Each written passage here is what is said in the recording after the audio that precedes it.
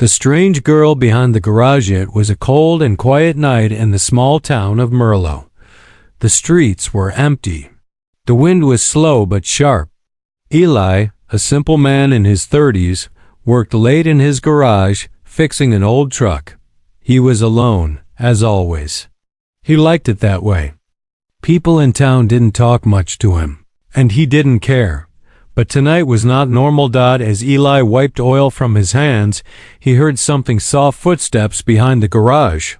Not heavy like a man, light, almost like a child.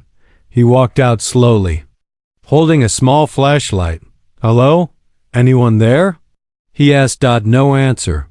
He walked around the side. And then he saw her. A girl sat on the ground, hiding behind some trash cans. Her clothes were torn and dirty.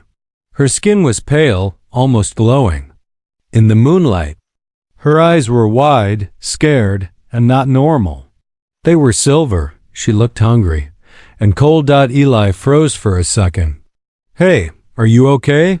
he asked. She didn't speak, just stared at him like a wild animal.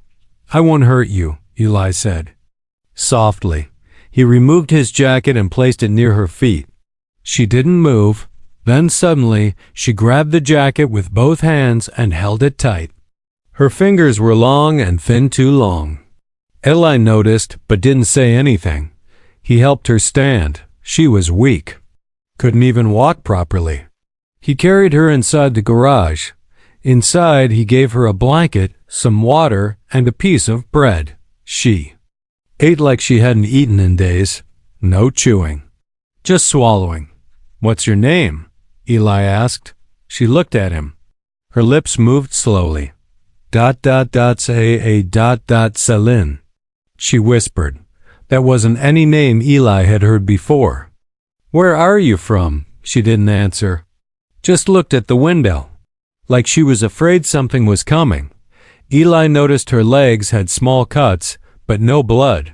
And even stranger, those cuts were healing. Fast. "You need help," he said. "Do you want me to call someone? The police? A doctor?" At the word police, her body jumped. She stood up quickly and backed away. Her hands began to shake. Her breathing got faster. Double quotes. "No police," she said in panic. "They take me. They hurt me." Eli raised both hands. Okay. "No police, I promise." She calmed down. Sat again. That night, Eli let her sleep on the old couch in the garage. He didn't ask questions. She looked too tired. Around midnight, Eli heard a soft humming sound from the couch. He walked over quietly. She was sleeping, but her skin was glowing slightly, and her eyes were open, though she was still asleep. Then she said something, in a language Eli didn't understand. Soft, almost like singing. He stepped back. "What are you?" he whispered. To himself. In the morning, she was still there, awake, staring at the sky. Eli brought her some cereal and sat next to her. "I don't know where you came from, but you look like you've been through hell," he said. She nodded, slowly. "I ran," she said. "They kept me in a weight room. They tested me, poked me. I ran. I hide now." Eli looked confused. "Who are they?" She pointed up, not at the sky, but the ceiling. Then her finger moved to the clouds outside. "People," she said. "Your people. But not like you."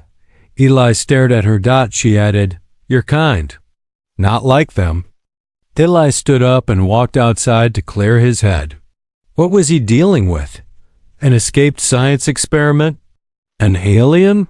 Was this a joke? But deep inside, he felt something strange. He didn't feel fear. He felt responsibility.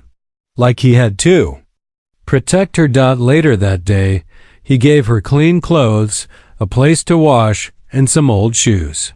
She smiled for the first time. "Thank you," she said. "You are safe." That night, they sat in silence. She stared at the stars. "They will come for me," she said softly. Eli asked, Who? She didn't answer. Just pointed at the sky again. Then she looked at him with those silver eyes. You helped me. Now, they'll come for you too. Before Eli could ask more, a loud sound shook the garage. A low hum filled the air. He ran outside in the dark sky. Strange lights moved silently above his house, 3 glowing circles, spinning slowly. Eli's heart stopped. This was just the beginning. The lights in the sky disappeared as fast as they came. Eli stood outside. His garage frozen. The cold wind touched his face, but he didn't move. His eyes stayed on the sky, empty now, silent again. But he knew what he saw. It wasn't a plane. It wasn't a drone. Inside the garage, the strange girl waited. She sat on the floor, hugging her knees. Her silver eyes looked scared, but not surprised, like she expected the lights. Like she had seen them before. When Eli came back in, she looked up at him. They found me, she said. Eli closed the door and locked it. Not that a lock would stop whatever those things were. Who found you? He asked. She didn't answer. Instead, she took a piece of chalk from the tool shelf and walked to the wall. She began drawing. At first, Eli thought it was random lines, but then he saw it, a shape, a symbol, a circle with strange lines crossing through it. Not like anything he'd ever seen. It didn't look human. What is that? He asked. She stepped back. My home, my world. I draw so I don't forget. Eli looked at the symbol again. It was beautiful and strange. You're not from here, are you? She shook her head slowly. I fell long ago. My ship broke. They found me before I could fix it. Eli leaned against the wall, trying to understand. Who found you? Men in white, she whispered. They smile, but they lie. They put things inside me. They test my blood. They want to learn. But they hurt. Eli's stomach turned. She had been through something dark. Something no one should go through. Why? Didn't they kill you? He asked. I escaped, but I left. Others behind. Now her voice shook. I hear them still, in dreams. Crying. For the first time, Eli saw her pain not just as fear, but guilt. She wasn't just hiding. She was running from a past she couldn't fix. He gave her a warm drink and sat down. My name is Eli, he said quietly. I fix cars. I live alone. I don't know much about aliens or spaceships, but I know one thing. He looked into her eyes. You're not safe out there, but you're safe here. She stared at him. Her lip trembled. I don't understand. You, she said. Why help me? Eli shrugged. Because it's right. That answer confused her.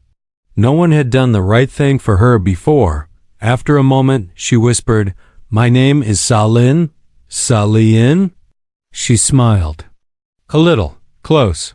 The next morning, Eli checked the news. No reports of lights in the sky. No strange events. Nothing. It was like it never happened.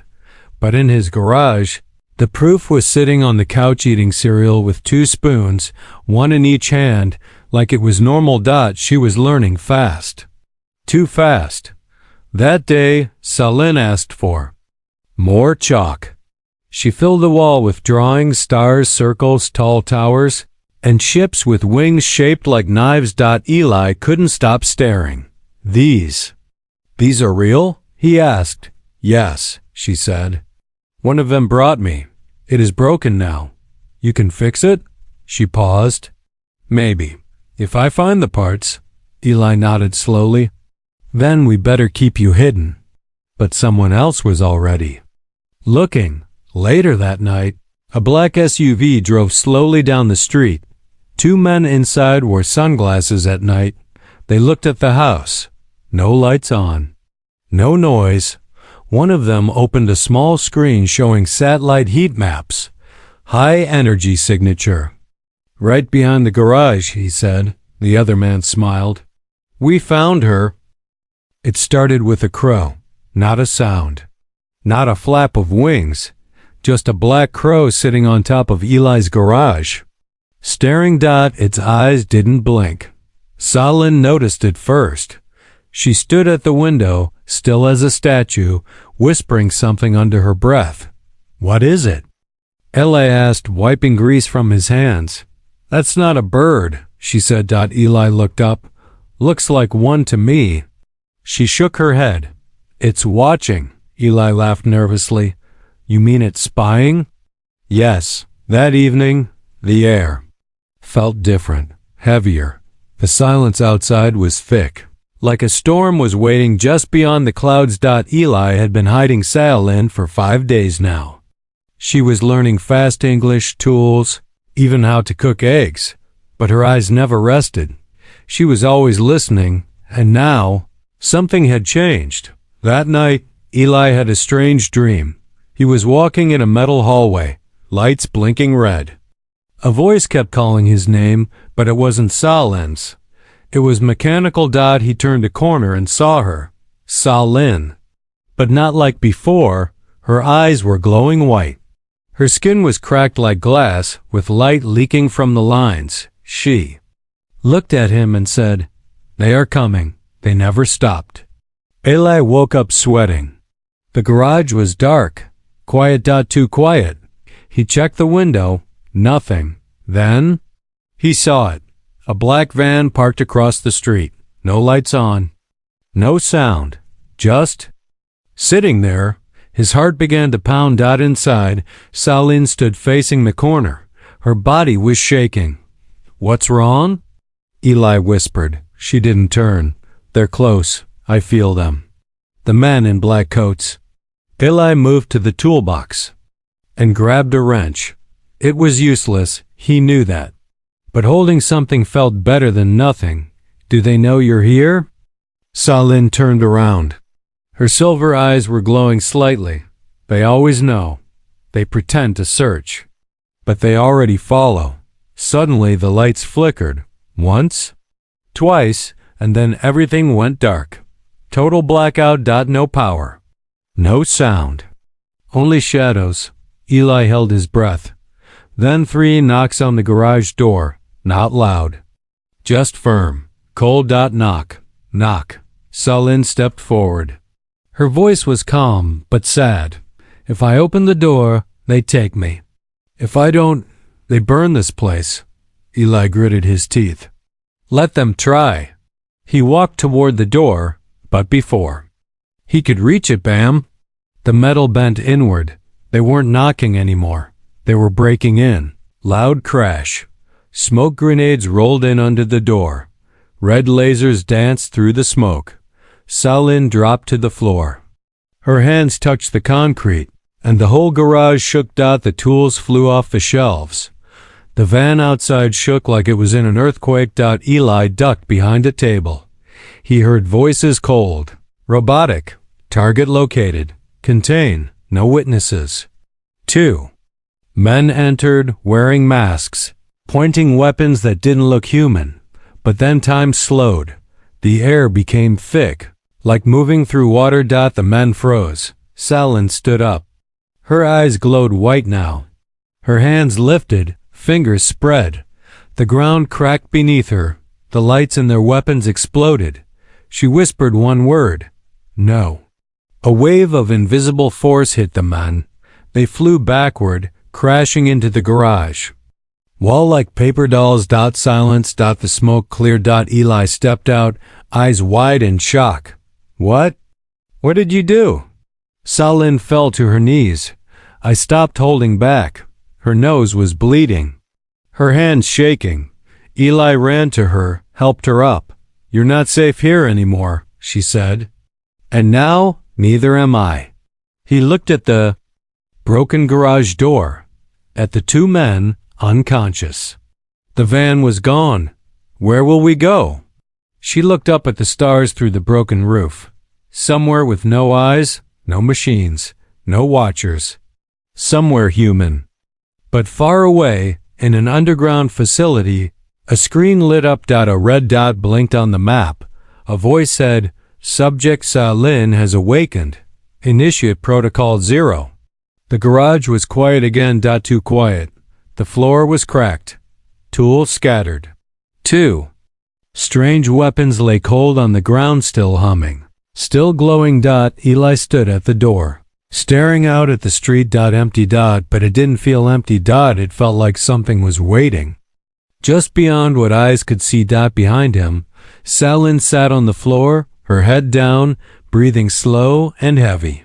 Her powers had saved them, but also revealed her. They had fought back. Now they would return. With more. With worse. That night, Eli didn't sleep. He sat near the door, holding an old hunting rifle he never thought he'd actually use. It felt like a toy against whatever was coming. Salin didn't speak much. She was changing. Her skin glowed faintly in the dark.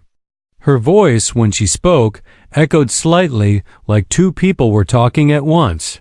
"Something is waking up inside me," she said. "Something not made for this world." Eli wanted to ask what that meant, but didn't. Instead, he handed her a jacket and said, "We'll figure it out, together." But deep inside he knew they were running out of time. At exactly 3:33 a.m., the silence broke. Eli heard it before he saw it, a low hum, like bees trapped inside a giant metal box. The lights flickered, then died. Again. He looked outside. And then he saw them. Not soldiers, not police. Machines. 4 black machines tall as vans, moving like spiders on metal legs, walked down the street toward the garage. No headlights, just red circles glowing in the dark. Behind them, 2 black SUVs, engines off, rolling silently as if pushed by shadows. Inside the house, Salin stood, her eyes already glowing. "They brought the harvesters," she said. Eli turned to her. "What did they harvest?" She looked at him. "Anything alive? Crash?" The first machine slammed into the front wall. Eli fired his rifle. It did nothing. Not even a scratch. The garage shook as 2 metal legs tore through the roof. Salin stepped forward. Calm. She lifted both hands and the air around her shimmered. A protective shield, clear, like glass made from light, surrounded her and Eli. The machines attacked, but the shield held. For now. "They don't want me dead," she said. "They want me weak. But you?" She looked at Eli. "They will kill you first." Eli grinned. "Let them try." But then the wall exploded. Agents rushed in faster, more aggressive this time. Suits black, eyes covered, voices robotic. Target secured. Human male terminate. Salin screamed, but it wasn't a human scream. It shook the glass. The machines. The air. And everything stopped. Time froze. Bullets stopped in mid-air. Smoke hung like still water. Only Eli could move. Barely. Salin floated off the ground, her body glowing gold, now not white. The cracks on her skin had returned, but this time they didn't bleed. They burned. "I can't be human anymore," she said softly. "But I can protect one." She looked at Eli. And then boom, a wave of energy exploded from her. Machines flew into the sky like toys. The agents hit the ground, their weapons melting in their hands. The roof of the garage tore open, revealing the stars above. Everything went silent. When Eli woke up, he was outside, lying in the grass. Smoke filled the air. The garage was gone, just a crater now. Salin stood at the center of it, eyes closed, hands at her sides. She looked peaceful, but the world around her was destroyed. He walked toward her slowly. She turned. "I didn't mean to become this," she whispered. "You saved me," Eli said. She looked at her hand, still glowing. This is only the beginning. My people saw that blast, and they will come now, not to rescue me." She looked up at the stars, "but to erase me. And this place." The moon looked cracked. Not in the sky, but in her eyes. Salin sat on the edge of the crater where Eli's garage used to be. Her reflection shimmered in a puddle of black water mixed with dust, oil, and starlight. She didn't blink. Didn't speak. Something inside her was changing. Not just powers. Something deeper. Something. Ancient. Eli stood a few feet away. Watching her, he had rebuilt the inside of his truck with blankets, water, and whatever food he had left. It was their new shelter now. A truck in the woods. No walls. No doors. No safety. Just two people, one human, one unknown. 3 days had passed since the explosion. No machines came. No agents. Not even birds flew overhead. The world was too still, too quiet. Salin hadn't slept since that night. She didn't eat much anymore either, but her mind was wide awake. I see things when I close my eyes, she said softly, sitting near the fire Eli built. What kind of things? He asked. Stars? That scream. Planets. That bleed. My people? Before. They forgot what it means to feel. She picked up a rock and crushed it without effort. They made me perfect, but not complete. Eli sat beside her. What are you, Salin? She looked at him, really looked. I'm not the first. I'm not the last. I was designed for something else, but something broke. She touched her chest. And here, later that night, a storm rolled in. No thunder. Just heavy rain and glowing clouds. Salin stepped into the rain barefoot. The drops didn't make her cold, they lit her skin. I was born in a lab, she said. Eli followed her slowly. On Earth? No. In a sky station above a planet humans will never reach. My creators wanted a weapon with a soul. I became that. She turned toward him. But when I saw Earth, I saw colors I had never seen. I felt something no code could explain. Eli smiled. You felt life? No, she said. I felt you. They sat in the truck that night, listening. Till the rain hit the roof like soft static dots, she finally asked, What is love, Eli? He looked at her, surprised. Well, it's not easy. It's not clean, but it's when someone else's pain becomes your pain. When you stay, even when you're scared. Salin was quiet. Then she reached for his hand. Her fingers glowed. For a second, just from the touch. I think I'm learning, she whispered. But far away, in orbit above Earth, something stirred. A ship massive and silent hung in space like a sleeping god. Inside it, creatures in black-skinned suits spoke. Through their minds, her signal has returned. She has bonded with a human. Protocol failed. Emotion corrupted her design. Proceed to erase the bond. The next morning, Eli found Salin drawing on the side of the truck with her finger. The lines burned softly into the metal. What are you making? He asked. A map, she said. To where my ship is buried. If we reach it, I can speak to them. Your people? Yes, but I don't know if they will listen or kill. Eli nodded. Then we'll take that chance. Salin looked at him with a mix of fear and warmth. You're not like them, she said. You're broken, but in the most beautiful way. Eli smirked. That's the nicest insult I've ever heard. That night, they packed up the truck. The journey would begin at sunrise, but neither of them noticed the tiny black drone in the trees, watching, recording, transmitting. The road was cracked and empty. Old power lines hung like forgotten threads across the sky. The world looked like it was holding its breath. Eli drove with one hand on the wheel, the other resting near the strange map Salin had burned into metal. The truck shook on every bump. It wasn't made for saving the world. In the seat beside him, Salin stared ahead, silent, not scared, not calm. Just waiting. 2 hours into the drive, they saw smoke rising from behind a hill. Eli slowed down. As they reached the top, their eyes widened. A whole town. Gone. Buildings burned to black frames. Cars melted into the road. No bodies. No sound. Just ash. Sa-Lin stepped out of the truck and knelt in the dirt. "This wasn't human fire," she said.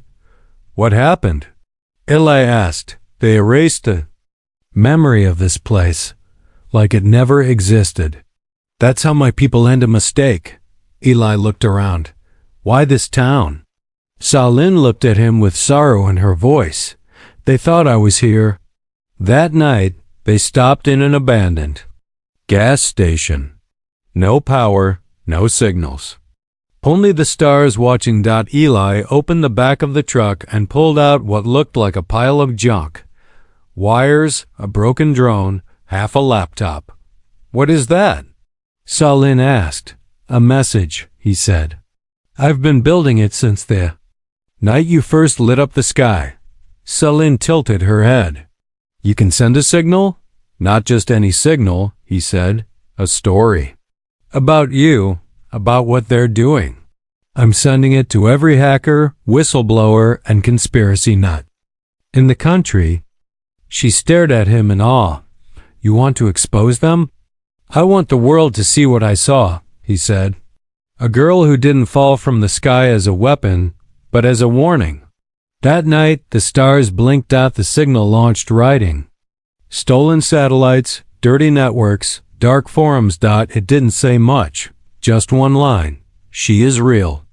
They are coming, and she needs our help." Attached was a blurry photo of Sa-Lin standing in a beam of light, eyes glowing, holding a human's hand. Within minutes, the net woke up. Far away, in a bunker under Nevada, alarms went off. Unauthorized. Transmission detected. Subject identity breach. Public leak imminent. Upsay. General slammed his fist on the table. Pull the kill protocol. She's no longer a secret, she's a symbol. Back in the gas station, Eli and Sa-Lin were packing when a voice echoed from an old, dead radio. Crackling, then a word. "We hear you." Eli froze. What was that? Sa-Lin touched the radio. Another voice came through. "Unknown female energy detected. Tracking path, do not move." Eli grabbed his gear. Too late. They ran outside. Started the truck. The ground trembled. Then a bright light fell from the sky. Not a ship. A pod. It landed hard. Steam hissing. It opened. Inside stood a creature. In armor, tall, blue-skinned, with eyes like frozen stars. Sa-Lin whispered one word. "Brother." But he didn't step forward to hug her. He raised a glowing blade and said, "You were not made to love. You were made to lead. Or to die." They stood on opposite sides of a forgotten road. The stars above flickered, but the world below was still like the universe itself was waiting for someone to make a choice. On one side stood Sa-Lin, glowing softly, wearing Eli's old jacket over alien skin. On the other, her brother, blade in hand, wrapped in armor made from a planet no longer alive. He did not blink, did not breathe. "You were never meant to belong here," he said coldly. "Return now, and this world will be spared." Sa-Lin didn't answer. Eli stepped beside her, placing a hand on her shoulder. "She belongs where she chooses," he said. The alien turned his eyes toward Eli. "So, this is the human you call husband." Flashbacks flickered through Sa-Lin's mind. Eli handing her his jacket in the cold. Eli cooking eggs badly, laughing as he dropped the pan. Eli bleeding after shielding her with his own body. Eli saying, "You're not safe out there, but you're safe here." No code had prepared her for love. No training had warned her about kindness. She looked at Eli now, his face tired, bruised but unshaken. "I don't care where I was made," she whispered. "I know where I belong." The alien raised his weapon. "This is your final choice?" Sa-Lin didn't speak. She stepped forward and stood between Eli and the blade. "Yes." A sharp hum filled the air, but before the strike came a second ship arrived. Not from the stars, from Earth. A hacked military jet, carrying a pilot with a badge crossed out in red. The cockpit opened, and a woman shouted through a speaker, "We saw your signal. We stand with her." Behind her, dozens of drones lit up the sky hijacked, all responding to the story Eli had sent.